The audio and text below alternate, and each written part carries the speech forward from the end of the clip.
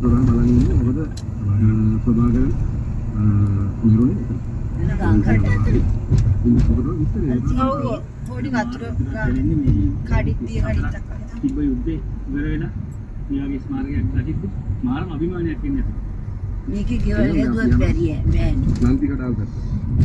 ඒ හරියට මේ හරියට මැරිච්ච දැනට යන්න බැහැ නේද? පොඩියක් කෙනෙක් ගොඩක් අම්මලකට පාල මල කිංකි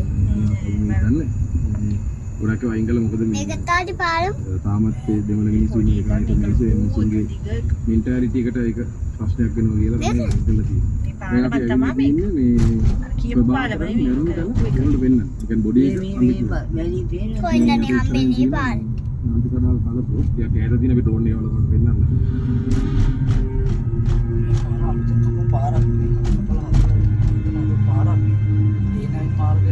එක විදිහට කියනවා විතර මරුන්නේ නැහැ කියලා මරුවා ඒවා කියනවා. ඉතින් අභිරණාන්දරයන් ලැබුණේ උදාවිය විදිහට මේ කැලේ තමයි බොඩි එක හම්බෙන්නේ. සරෝ ඒ පාර තිබ්බේ නැහැ මේ පාර.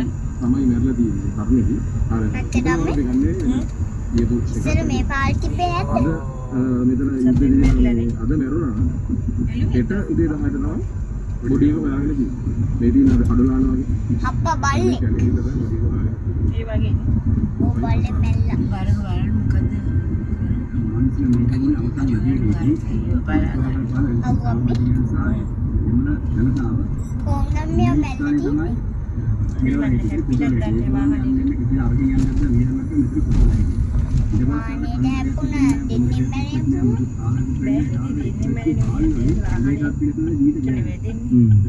කොහොමද